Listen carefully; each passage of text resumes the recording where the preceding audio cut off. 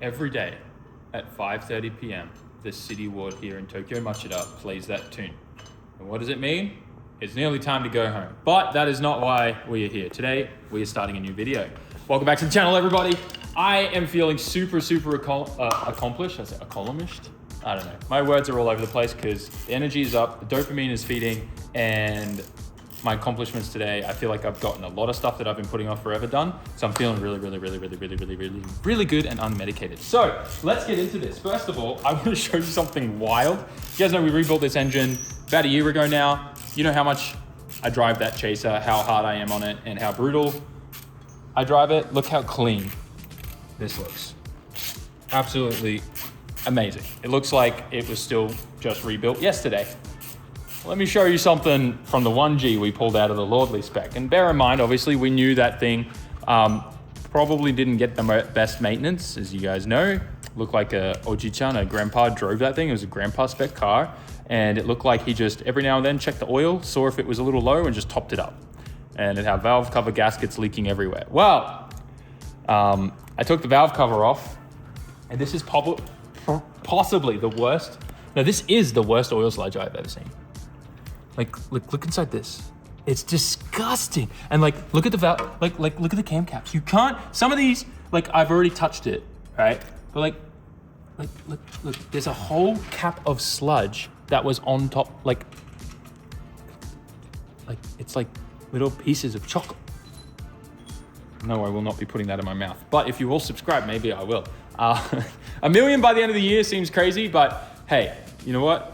If you want to help us grow, let's do that. Let's do some cool things this year. Let's get 1 million subs. I want the golden plaque, and then it's just from there, right? We're growing, we're doing things. I'm just saying things now because I don't know where I was going with that. But the oil sludge is terrible. Like, actually, look at this. Come in close. You know what I just realized? It looks like Vegemite. No, not Vegemite. Like literally, it's like Promite or Marmite, that kind of junky stuff. Not Vegemite. Vegemite's like S tier. Promite and Marmite's like, I don't know, D tier. Blech. If you know, you know. Let me know in the comments. But you know what? I did eat Promite when I was a kid, but it wasn't as good as Vegemite, you know? S tier stuff's where it's at. Quick update on where we're at with the Lordly Spec Chaser build is we are changing from the pulled apart AC compressor, which is just a bearing and a pulley, and we literally pull all the guts out of it. That's usually what we run on the missile 1Js, so that we don't have to do any weird stuff with the pulley, but we also don't have any drag on the engine. Taking this off and actually putting an AC compressor on from the NA engine. So this is gonna go in there, and then we'll have aircon. I'm a little concerned because I don't know how this compressor is gonna hold up with all the high RPM and stuff. I'm not too worried about loss of power from it, but we can always, you know, just push the AC off and disable the clutch, and then it should act the same as what this was doing. But yeah, long story short, this thing's all coming together quite nicely, but we do have a pretty big update on the shell itself though. We went and got the Ganadors on. I'm thinking about keeping them pink, but we'll see what happens when this thing goes off for paint. I don't think we've got time to get this thing painted before Mitsuri, which is fine. It means that any damage that we get during summer Mitsuri can get fixed at the body shop afterwards. But I'm honestly, I kind of like the white with the pink bits. I think it's cool. And we do have the roof wing, by the way, which I think we'll take off and we'll put it on this as well. But probably the biggest update is we've gone and switched subframes. So this is the subframe from the other car. The other car right now has absolutely, the old Pink Chaser has no subframes in it whatsoever. And it's just a shell sitting on the lift currently. But we had to fix a few things. There's like a couple cracks we had to weld up. And we also, you know, just tidied it up. I had to change the other side, the left upper arm, because the ball joint was super shot and really ruined and all the threads were missing on it. So we switched that out with the one that came out of this car. But during that, we found out something really interesting, which I think you guys are gonna find funny. When we went to put the Tourer V subframe in, we had to pull these plugs out of the chassis of where these holes were, because that's where the sway bar had to go. But then I was like, hang on, this makes no sense because this obviously had to have had a sway bar, right? And I came over and I looked at this, there's no sway bar. I guess the NA 1Js didn't even come with the sway bar. Like, we had to pull the plastic bungs out of the threaded holes in the chassis, like the OEM plastic bungs. I was completely mind blown. I did not know that these had absolutely no sway bar in them from the factory. So there you guys go, learn something new. If you know any information about that, let me know, because I'm kind of curious, but that blew my mind. No sway bar in this, that's crazy. But yeah, there you go. So, we got a couple parts here. This is my old upper arm that I had to MacGyver one night at North Course. I was lying on my back. So what happened was this had come loose and backed out, and all the threads got rubbed through. So the only threads we had were the ones on the end here. So I found a S13 steering rack spacer, and that managed to slide on there enough to give me enough space with this in the knuckle to just be able to use the end of the threads and then impact that on to hold it in place. Mind you, I had to take the axle out and everything to even just get to this, but it was a whole ordeal, but I was still able to drive from like 10:30 p.m. to midnight at North Course because of this little MacGyver fix. So always good to just keep a little S13 or 14, 15, the little rack spacer that goes on the left side in your toolbox, because you never know when you're gonna need it to space out your ball joint threads. You get pretty good at MacGyvering stuff if you're driving at Ebisu, that's for sure. But yeah, the subframe's out. I love that we've got spares of everything now. This will all get pressure washed and clean, but you can really tell that this just, I don't know if he just rode this on dirt roads or if it just looks like dust to me from it just being like sat for a long time or just used every day. I don't know, but it's pretty gross. I don't know, maybe it was a flood car. It was a little weird, but I don't see any water damage anyway. It's just gross. Yeah. I now know why my Chaser was so smooth, like with transitions. It's because we had a side-to-side damper in the car. So it was absorbing all that extra motion and like settling the car faster. Listen.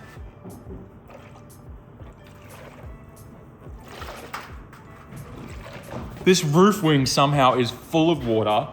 I guess it kind of cracked here, but like, oh, it's like so gross, stagnated water, but this has had nowhere for it to go out because this is the top of the car. So it's just been slowly filling up over time. Dude, there's so much water. Ew, it smells so bad. Let's just try to squeeze it out. I think I'm just gonna order a new roof wing because this thing's probably not great. If it's had this much water in here for this long. Oh, hey, it's not brown. So much. How? I'm gonna reseal this and try to use it, but they're also so cheap. The Origin roof wings for the Mark IIs work perfectly. This is a Mark II wing. It's the same chassis pretty much, so they look good on a Chaser too, but there's so much. Okay, it just cracked even more.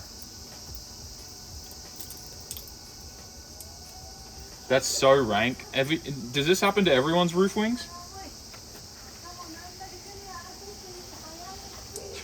I love how our shop is just Supra, Skyline, Gita, Skyline, S15 across the road, tucked in the corner.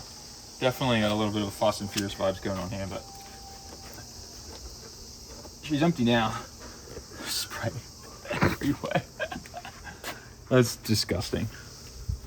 But hear me out, boys, hear me out.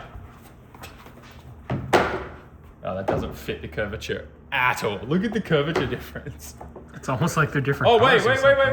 If it's there. Oh, okay, all right. If it's there, nah. We should just order the Origin one for an actual air chassis. I mean, yeah. Whoa, that looks so good. It's almost like it's meant to be there. Didn't we stick it on the glass? Yeah, it was on the glass. We need new double-sided taping to patch it. Oh, that's fine.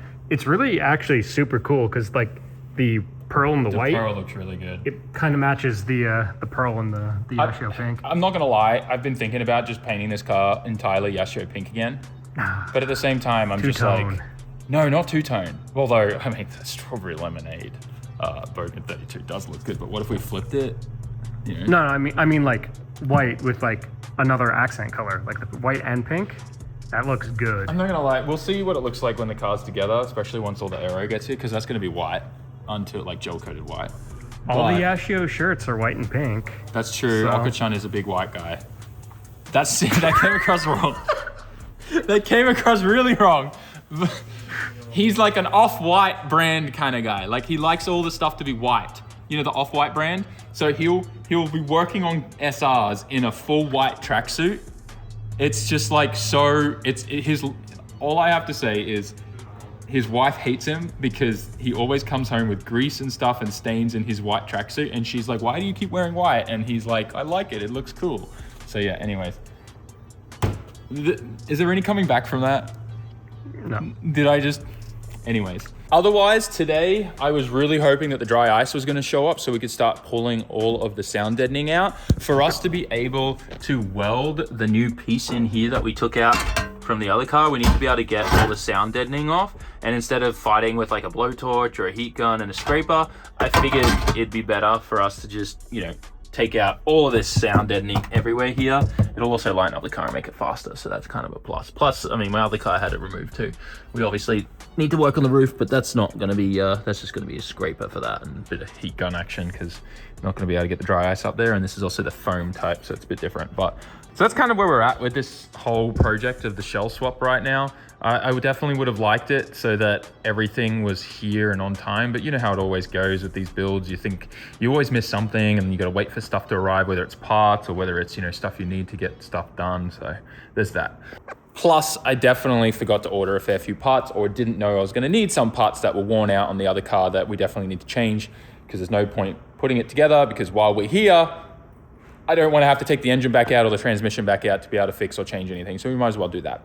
But yeah, that's what's happening with this thing and where we're at and kind of why we're a little stuck right now. But tomorrow, a bunch of stuff comes, dry ice will be here and we should be able to smash all that out. But I figured right now would be a really good time to go for a little bit of a tangent and find some good Mexican food in Japan. It's a little burrito spot. I think it's going to be worth it. So let's go check it out. We have arrived at the spot, Rock and Roll Burrito. I'm pretty stoked. I didn't even know this place existed. It's like 20 minutes from the shop, which is pretty good. Looks kind of nice. What's the menu like? Menu? Ooh, of course Fernando knows where the good Mexican places are. Dude, I've lived here 10 plus years and I still didn't know this was here. So thank you. It's because the base is right there. Oh, is it? Oh yeah, Yeah. base auto. Oh no, that's a car shop. Come. Wait, they buy junk cars? Yeah. I buy lots of junk cars. See that right there? That's the base. Oh, Naval Air. Are you a Navy boy? Yeah, you've known this. That makes so much sense now. Sorry, I just had to put that in the video. Of course you do. What do we got here? We got grilled chicken, burrito bowl. Oh, burrito bowls. Dude, okay, this is bad because I'm gonna be here every day. Chimichangas? Yeah. Taco salad? Oh no, I need to get something for May. Okay, I'm gonna get something. They got the good stuff too. I'm pretty stoked. They also have a bunch of chocolate cake and like carrot cake too. Oh my god, that burrito looks so good. Nice little spot. I've never had this before. Looks good. I can tell a lot of foreigners come here because they have this here.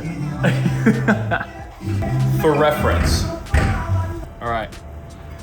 I figured it would be rude if I didn't give this a go. So this is Rock and Roll Burrito in, I guess we're in Atsugi, right? Ayase. Ayase, so Yokohama area.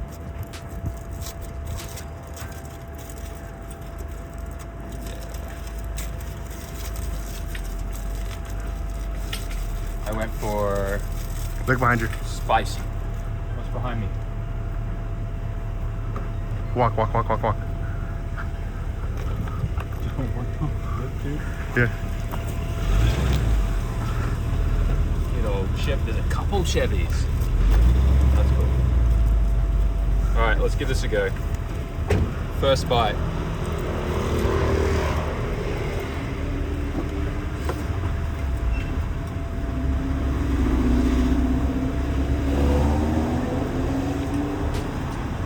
That's really good. Got a mouthful there? Oh, I definitely got a mouthful. Could be a bit more spicy though. But it's good.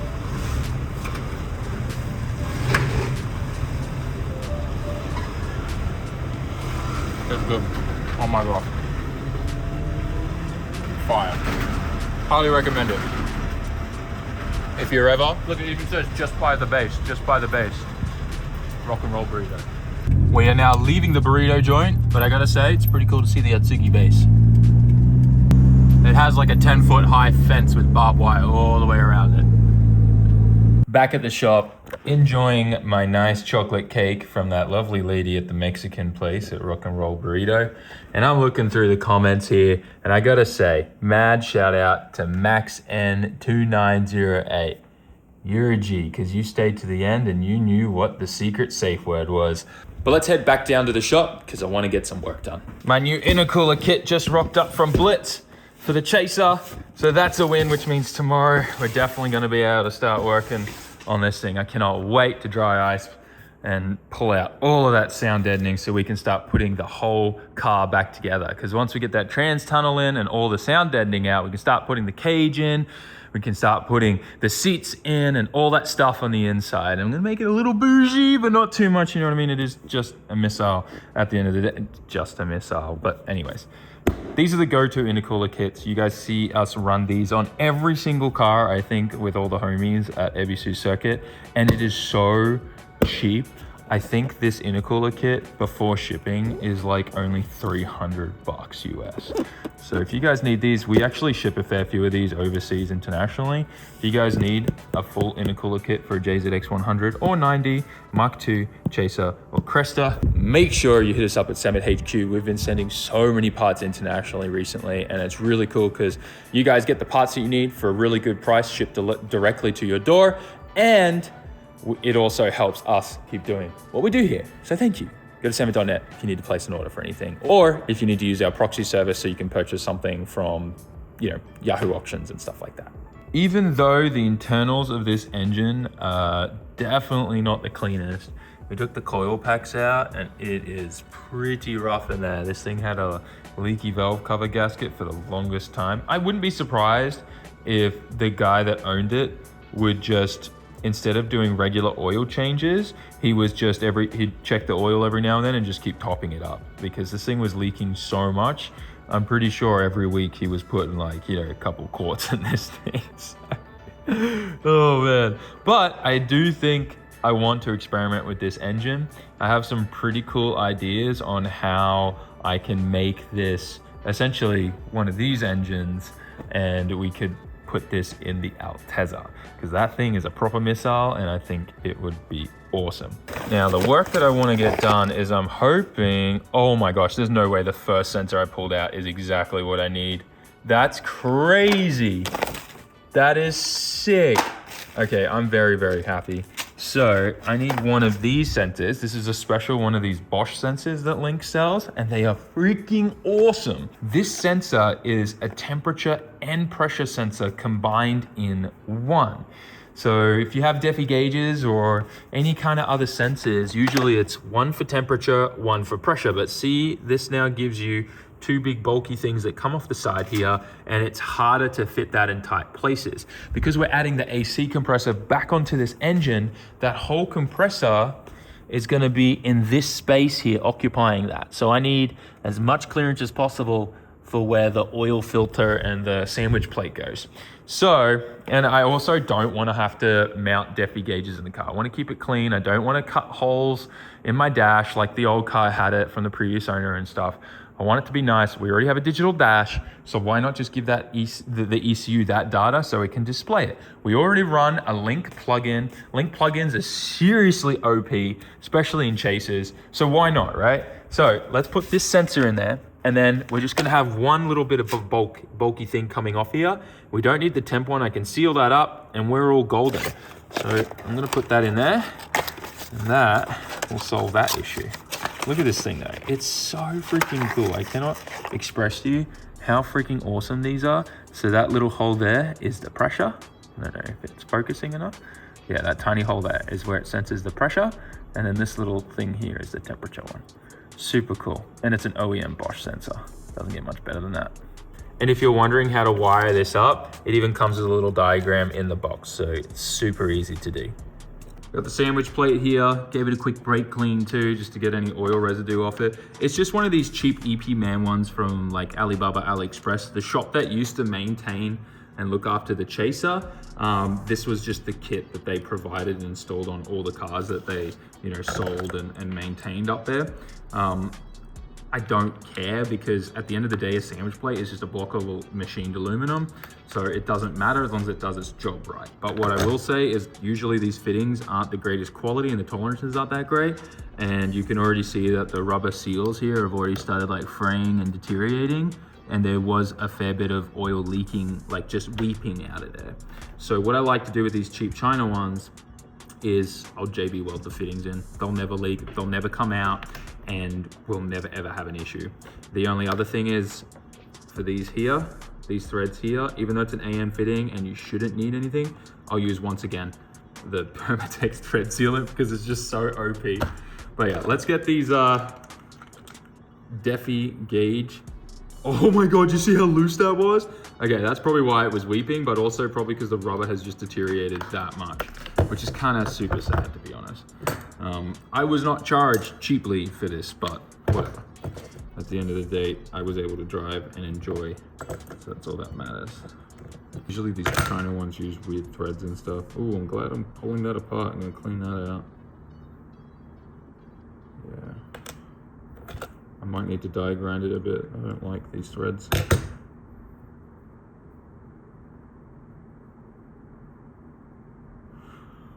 Bro, this is kind of wild.